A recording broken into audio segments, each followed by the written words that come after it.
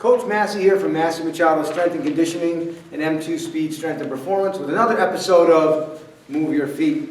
Today we're going to answer a viewer's question or inquiry. It says, "Dear Coaches Massi," meaning myself and Matt, "thank you for all the interesting content you guys put out. Until recently, I was with a larger training facility for about 10 years, but due to the recent global developments, have been forced to go out on my own. Two of my most recent purchases have been medicine balls and the greenish skinny grip tsunami barbell." Yes.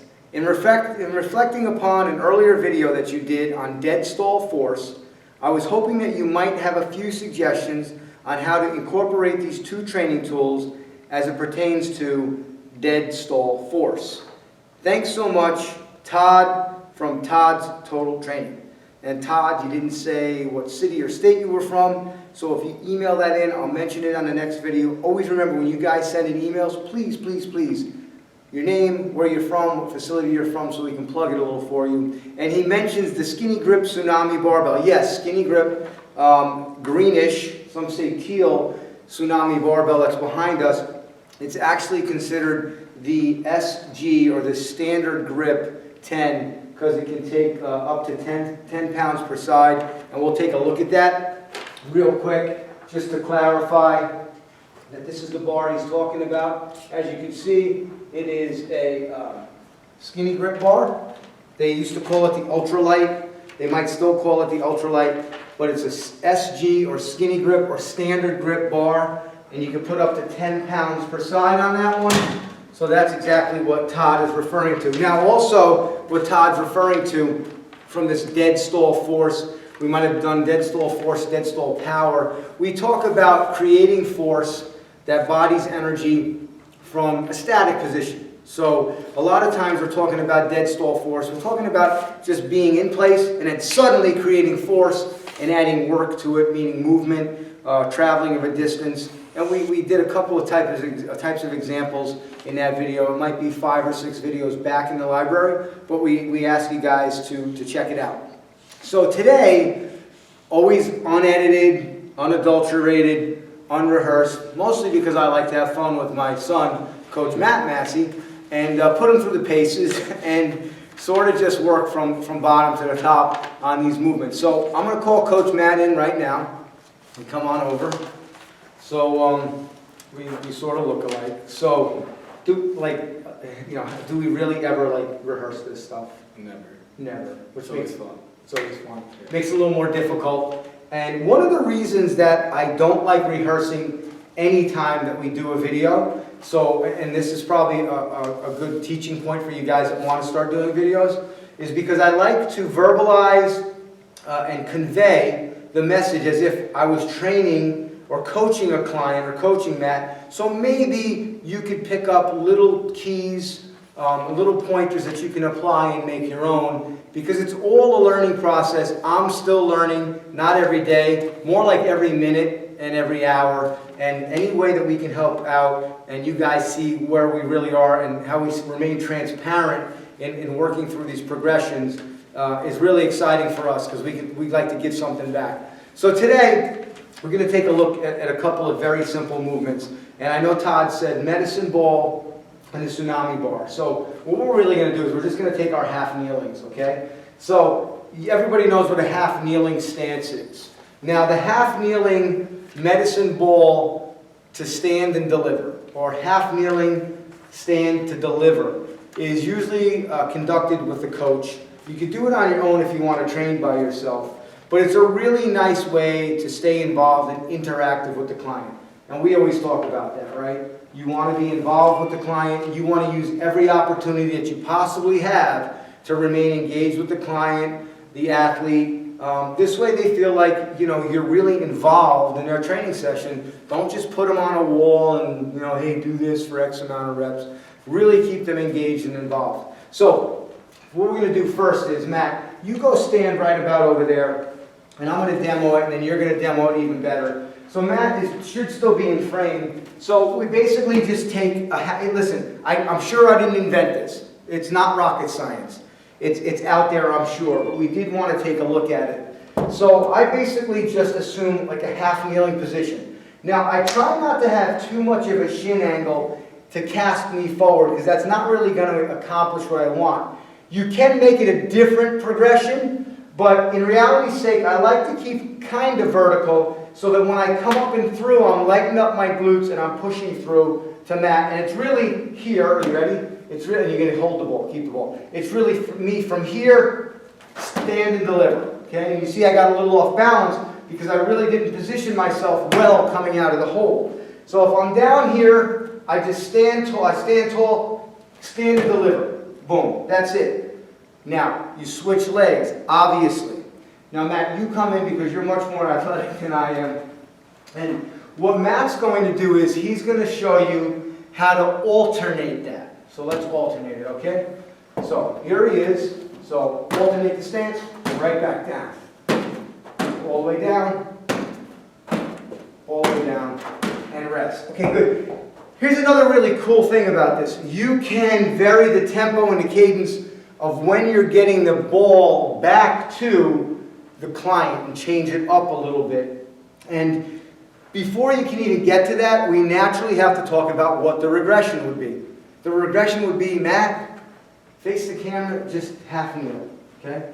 Now, I put him on the grid wall. I like to do all of this work against the grid wall. Why? Because when you video this, and you break it down with the client, you can start to look and identify any kinetic glitches that are running out of sequence, and you can say, look, boom, here, mark it with one color, mark their hip, their knee fold, their ankle fold, any of the creases, hinges, and angles. And also, I'm a big horizon guy. So when he stands to push the ball, so make believe you're going to throw a fake ball at the camera, boom, we shouldn't have him teetering one way or the other, return back down, boom. It should look like play, rewind, play, rewind. Now, without the ball, just demonstrate the switching. You're going to switch the stance. Up, down, thank you. It's that simple. Now, are you kidding me? No, I'm not kidding you. Even the most high-level athlete, run him through it. Talk him through it. Just make him think that you're trying, or her trying to get acclimated to the movement, when in reality's sake, you're running your camera, you're filming them, and you're going to break it down to them later and say, hey, I just wanted to run through some things with you. Can we take a look at this?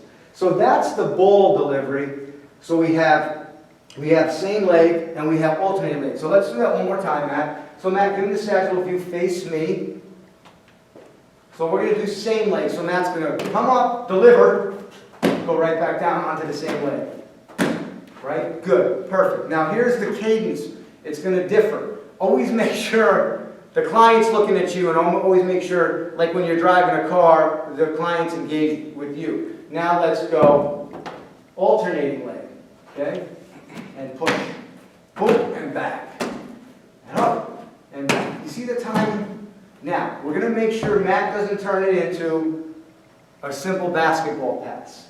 So when he comes up, you want to know that he has authority in the delivery.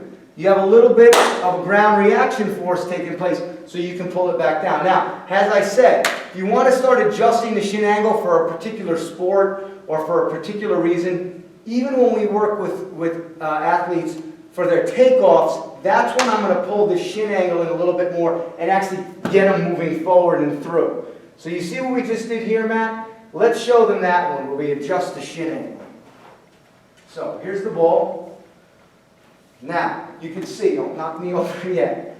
Pull your leg back as if we're teaching you to run a 40 and use that line as your marker, right? Now, flatten that foot out. Flatten that back foot out. I'm sorry. Back foot live. Okay. Front foot flat. Perfect. Ready? Come through. Nice. Get a look at that. You see that? Play with that movement as much as you can. Vary the tempo, the cadences, what you do with the stances. It's a really cool movement that can take up a nice 10-minute period working people through it for a lot of technique fixes also. So now, we did the ball, so we have to do the bar.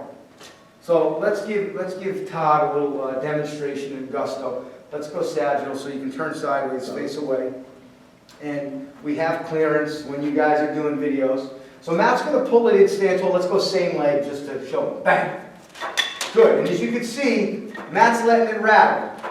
Good. Now, Matt, come and let it rattle. Stay there. Boom. Push it up and keep it out.